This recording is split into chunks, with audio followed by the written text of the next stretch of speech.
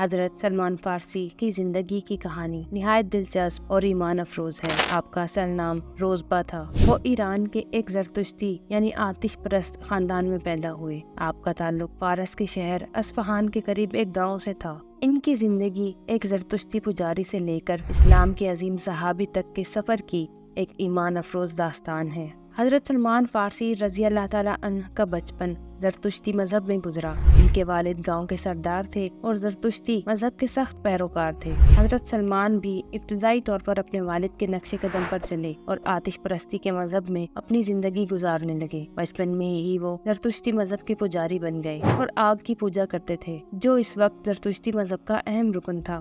ایک دن حضرت سلمان نے اپنے گاؤں کے قریب ایک چرچ کے عیسائی پادریوں کو عبادت کرتے ہوئے دیکھا۔ ان کی عبادت کا طریقہ اور یکسوئی حضرت سلمان کے دل میں اثر کر گئی۔ اس کے بعد انہوں نے عیسائی مذہب کے بارے میں جاننے کی خواہش ظاہر کی اور کچھ وقت کے بعد وہ اپنے والد کے خلاف ہو کر عیسائیت قبول کر بیٹھے۔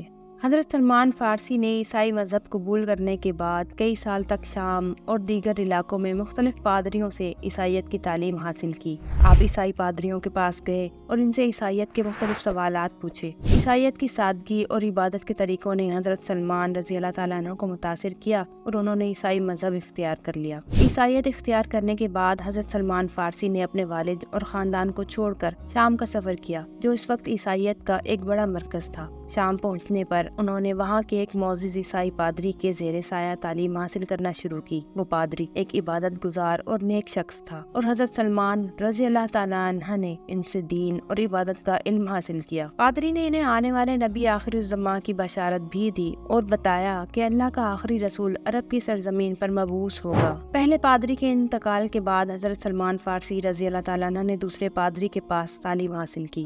اس طرح حضرت سلمان شام اور موصل جیسے علاقوں میں مختلف عیسائی علماء کے پاس گئے۔ ہر پادری کے انتقال کے بعد وہ دوسرے پادری کے پاس چلے جاتے اور ان سے دین کی تعلیم حاصل کرتے۔ ان میں سے ایک عیسائی عالم نے انہیں اللہ کے آخری نبی صلی اللہ علیہ وآلہ وسلم کے ظہور کے بارے میں مزید بتایا اور کہا کہ وہ نبی عرب کے شہر میں ظاہر ہوں گے اور ان کے پاس کچھ خاص نشانیاں ہوں گی جن کے ذریعے انہیں پہچانا جا سکتا ہے۔ ایک یہ کہ وہ صدقہ قبول نہیں کریں گے، دوسرا وہ ہدیہ قبول کریں گے اور ان کی پشت پر مہر نبوت ہوگی۔ ان بشارتوں کو سن کر حضرت سلمان رضی اللہ تعالیٰ عنہ کے دل میں اس نبی کو دیکھنے اور ان کی امت میں شامل ہونے کی شدید خواہش پیدا ہوئی۔ اب ان کا اگلا مقصد عرب کا سفر تھا تاکہ وہ نبی آخر الزماں صلی اللہ علیہ وآلہ وسلم کی زیارت کر سکیں اور دین حق کو پا لیں۔ حضرت سلمان فارسی نے عرب کا سفر شروع کیا، لیکن عرب پہنچتے وقت راستے میں کچھ لوگوں نے انہیں دھوکے سے پکڑ کر غلام بنا لیا اور انہیں مدینہ میں ایک یہودی کے ہاتھوں بیچ دیا۔ حضرت سلمان رضی اللہ تعالیٰ عنہ غلام بن چکے تھے، لیکن ان کا مقصد بدستور باقی تھا۔ مدینہ میں پہنچ کر انہوں نے سنا کہ نبی آخر الزماں کا ظہور ہو چکا ہے اور وہ مدینہ تشریف لے آئے ہیں۔ یہاں سے حضرت سلمان فارسی رضی اللہ تعالیٰ عنہ کی عیسائیت کے بعد اسلام کی طرف سفر کی تکمیل ہوئی۔ جب نبی کریم صلی اللہ علیہ وآلہ وسلم ہجرت کر کے مدینہ تشریف لائے تو حضرت سلمان کو بھی آپ کے بارے میں خبر ملی۔ انہوں نے آپ کو دیکھنے کی خواہش ظاہر کی اور نبی کریم صلی اللہ علیہ وآلہ وسلم کے پاس جانے کا ارادہ کیا۔ حضرت سلمان فارسی اپنی جمع شدہ کھجوریں لے کر نبی کریم صلی اللہ علیہ وآلہ وسلم کے پاس پہنچے اور عرض کیا، یہ کچھ صدقہ ہے جو میں آپ اور آپ کے ساتھیوں کے لیے لایا ہوں۔ نبی کریم صلی اللہ علیہ وآلہ وسلم نے ان کھجوروں کو صحابہ کرام میں تقسیم کر دیا، لیکن خود اس میں سے ایک کھجور بھی نہیں کھائی۔ حضرت سلمان فارسی رضی اللہ تعالیٰ عنہ یہ دیکھ کر مطمئن ہو گئے کہ یہ پہلی نشانی پوری ہوئی۔ چند دن بعد حضرت سلمان فارسی رضی اللہ تعالیٰ عنہ نے دوبارہ کھجوریں لیں، نبی کریم صلی اللہ علیہ وآلہ وسلم کی خدمت میں حاضر ہوئے اور کہا، یہ میں نے آپ کو بطور ہدیہ پیش کی ہیں۔ اس مرتبہ نبی کریم صلی اللہ علیہ وآلہ وسلم نے ان کھجوروں کو قبول کیا اور خود بھی تناول فرمایا۔ حضرت سلمان رضی اللہ تعالیٰ عنہ نے دیکھا کہ آپ نے ہدیہ قبول کر لیا ہے، اس طرح دوسری علامت بھی پوری ہوئی۔ اب حضرت سلمان رضی اللہ تعالیٰ عنہ تیسری نشانی کی تصدیق چاہتے تھے۔ چند دنوں بعد ایک موقع پر حضرت سلمان نبی کریم صلی اللہ علیہ وآلہ وسلم کے قریب ہوئے اور آپ کی پشت کو غور سے دیکھنے لگے تاکہ مہر نبوت کو دیکھ سکیں۔ نبی کریم صلی اللہ علیہ وآلہ وسلم نے ان کی خواہش کو بھانپ لیا اور اپنی چادر کو ہٹایا۔ حضرت سلمان فارسی رضی اللہ تعالیٰ عنہ نے آپ کی پشت پر مہر نبوت کو دیکھ لیا، جو کہ عین وہی نشان تھا جس کا تذکرہ انہیں کیا گیا تھا۔ حضرت سلمان رضی اللہ تعالیٰ عنہ اس علامت کو دیکھ کر یقین میں آ گئے کہ یہی اللہ کے آخری رسول ہیں۔ اس موقع پر آپ نے کمال عقیدت اور شوق سے اسلام قبول کر لیا۔ نبی کریم صلی اللہ علیہ وآلہ وسلم نے انہیں گلے لگایا اور ان کی حق کی تلاش کی محنت کو سراہا۔ اس طرح حضرت سلمان رضی اللہ تعالیٰ عنہ غلام سے نبی کریم صلی اللہ علیہ وآلہ وسلم کے قریبی صحابی بن گئے۔ اسلام قبول کرنے کے بعد حضرت سلمان فارسی نے رسول اللہ صلی اللہ علیہ وآلہ وسلم سے اپنی غلامی سے آزادی کی درخواست کی۔ نبی کریم نے ان کے مالک سے بات کی اور انہیں آزادی دلانے میں مدد فرمائی۔ حضرت سلمان رضی اللہ تعالیٰ عنہ نے بعد میں اسلامی معاشرے میں اہم کردار ادا کیا۔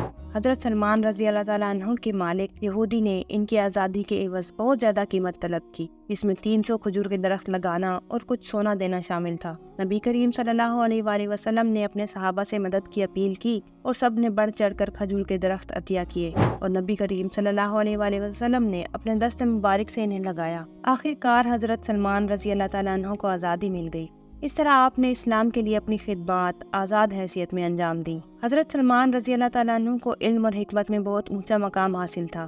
آپ فارسی، عربی اور عبرانی زبانوں پر عبور رکھتے تھے۔ آپ نے اسلام قبول کرنے کے بعد نبی کریم صلی اللہ علیہ وآلہ وسلم سے اسلامی تعلیمات حاصل کیں۔ آپ کی حکمت اور علم کی وجہ سے صحابہ کرام آپ کی رائے کو بہت اہمیت دیتے تھے۔ حضرت سلمان فارسی رضی اللہ تعالیٰ عنہ کا سب سے نمایاں کردار غزوہ خندق میں سامنے آیا۔ جب مشرکین نے مدینہ پر حملہ کرنے کا ارادہ کیا تو حضرت سلمان فارسی نے نبی کریم صلی اللہ علیہ وآلہ وسلم کو مشورہ دیا کہ مدینہ کے گرد ایک خندق کھود دی جائے تاکہ دشمن کو شہر میں داخل ہونے سے روکا جا سکے۔ یہ تدبیر فارس کی جنگی حکمت عملیوں میں شامل تھی اور عرب میں اس کا کوئی رواج نہ تھا۔ نبی کریم صلی اللہ علیہ وآلہ وسلم نے حضرت سلمان رضی اللہ تعالیٰ عنہ کی اس حکمت عملی کو پسند فرمایا اور صحابہ کرام کو خندق کھودنے کا حکم دیا۔ خندق کی کھدائی میں حضرت سلمان نے بڑھ چڑھ کر حصہ لیا اور اس مشکل وقت میں مسلمانوں کے ساتھ مل کر کام کیا۔ آپ کی زندگی سادگی اور زہد کی بہترین مثال تھی۔ آپ نے دنیاوی مال و دولت اور عیش و عشرت سے ہمیشہ دوری اختیار کی۔ آپ کے لباس اور خوراک میں بہت سادگی تھی۔ آپ ہمیشہ آخرت کی فکر میں رہتے تھے۔ حضرت سلمان فارسی رضی اللہ تعالیٰ عنہ کو حضرت عمر رضی اللہ تعالیٰ عنہ نے مدائن کا گورنر مقرر کیا۔ مدائن میں آپ نے اسلامی اصولوں کے مطابق حکمرانی کی اور لوگوں کو دین کی طرف راغب کیا۔ آپ لوگوں کی زندگیوں کو آسان بنانے کے لیے کوششیں کرتے اور اسلامی تعلیمات کی روشنی میں ان کی رہنمائی فرماتے۔ آپ کی سادگی اور زہد کا یہ عالم تھا کہ مدائن کے لوگوں کو یہ معلوم ہی نہیں ہوتا تھا کہ ان کا گورنر کون ہے، کیونکہ آپ شاہانہ لباس اور عیش و عشرت سے کوسوں دور رہتے تھے۔ آپ نے اپنی زندگی کا آخری حصہ مدائن میں گزارا۔ آپ کی وفات حضرت عثمان رضی اللہ تعالیٰ عنہ کے دور میں ہوئی۔ آپ کی زندگی حق کی تلاش اور اللہ کے دین کی محبت میں گزری۔ ان کی زندگی ہمارے لیے ایک سبق ہے کہ جب انسان حق کی تلاش میں اخلاص کے ساتھ نکلتا ہے تو اللہ تعالیٰ اسے منزل عطا کرتا ہے۔